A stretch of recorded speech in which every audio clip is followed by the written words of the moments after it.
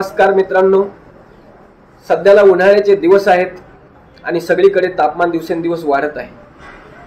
म्हणून आज आपण एक अशी गोष्ट जाणून घेणार आहोत की ज्यामुळे आपण एखाद्या व्यक्तीचे उन्हापासून होणाऱ्या त्रासामुळे प्राण धोक्यात आले असतील तर ते आपण वाचू शकतो।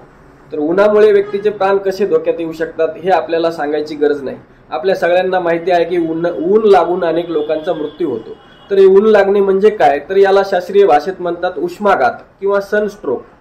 तर या उष्माघातामध्ये व्यक्तीच्या शरीराचं तापमान हे मर्यादेपेक्षा जास्त वाढून त्याला अनेक घातक परिणाम होतात, दुष्परिणाम होतात आणि प्रसंगी त्याचा मृत्यू होऊ शकतो।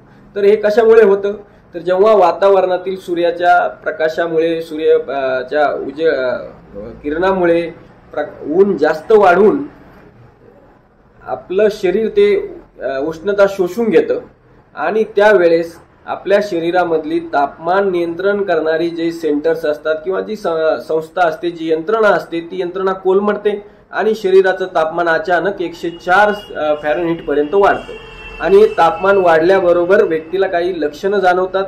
त्यामध्ये चक्कर येणे, गुंगी आल्यासारखं वाटणे, त्यासोबतच मळमळ, उलट्या होणे आणि तीव्र डोकेदुखी, शरीराचं तापमान कडक वाढलेलं असतं, त्यासोबत त्वचा कोरडी पडलेली असते, अशी लक्षणं जाणवतात।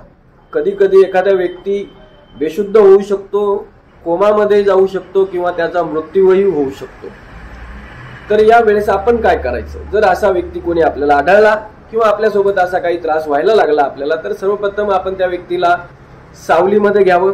सावलीमध्ये घेतल्यानंतर त्याच्या शरीराचं तापमान कमी करण्यासाठी त्याच्या अंगावरील कपडे काढावेत, शर्ट काढून टाकावं, सैल करावं, त्यासोबत त्याला मोकळी हवा भेटावी, यासाठी गर्दी कमी करावी, कूलर सुरू करावं, फॅन सुरू करावा आणि त्यासोबतच ओल्या पाण्यामध्ये ओला करून कपडा घेऊन त्याचं शरीर पुसून काढावं, त्याला कोल्ड स्पंजिंग म्हणतो आपण। त्यासोबतच त्याच्या डोक्यावर ओल्या कपड्याच्या पट्ट्या कराव्यात, त्याच्या काखेमध्ये, त्याच्या जांघेमध्ये, त्याच्या मानेवर ओल्या कपड्याचे गोळे लावावेत किंवा बर्फ अप्लाय करावा, बर्फ लावावा, जेणेकरून त्याच्या शरीरातील तापमान कमी व्हायला मदत होईल।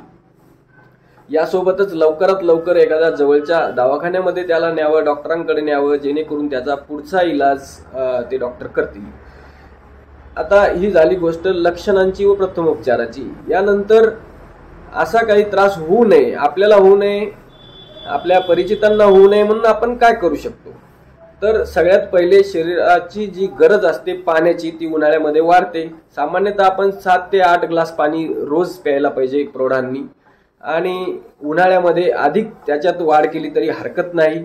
त्यासोबतच आपण व्हिटॅमिन सी युक्त पदार्थ घेतले पाहिजेत, जसं की लिंबू सरबत वगैरे जे नेहमी सगळीकडे अवेलेबल असतं ते आपण घेतलं पाहिजे, उसाचा रस घेतला पाहिजे आणि यासोबत सगळ्यात महत्त्वाची उन्हापासून संरक्षण करण्यावर आपला भर जास्त पाहिजे। जसं आपण आपल्या डोक्यावर रुमाल, कान झाकणारे रुमाल, कॅप वगैरे वापरू शकतो, त्यासोबत छत्रीचा आपण वापर करू शकतो, आपल्यासोबत पाणी बॉटल आपण ठेवली पाहिजे।